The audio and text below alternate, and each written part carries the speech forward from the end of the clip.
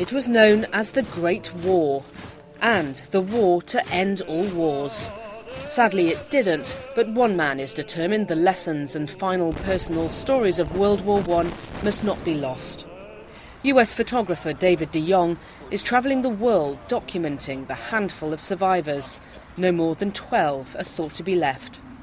World War I is becoming what I call a forgotten generation, and these are the most pivotal stories, I believe, on the face of the planet because they are being forgotten. These are the last breaths of the last souls who witnessed one of the most horrific wars this world has ever seen.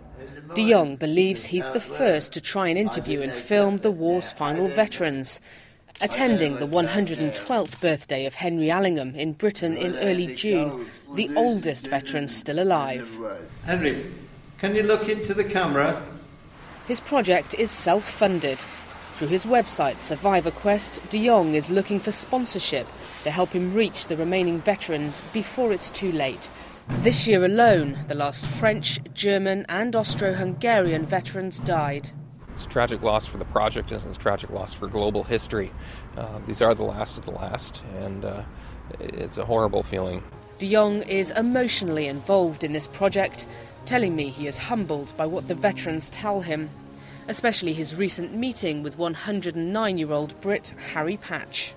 91 years later, after being in the trenches and after being wounded in World War I, those memories are still very deep for Harry, and that was a very surprising moment to be with him and watch his breath change as he approached the topic of war. DeJonge is also the spokesman for America's oldest veteran, Frank Buckles. 107-year-old Buckles was an army ambulance driver in France and Britain during the war. Thank you for your service. Thank you. Thank you, sir. Earlier this year, a permanent display was unveiled at the Pentagon honouring American World War I veterans, featuring DeJonge's photos. His aim now to honour all those still alive and to remember a generation that is slipping away. Paula Hancocks, CNN, London.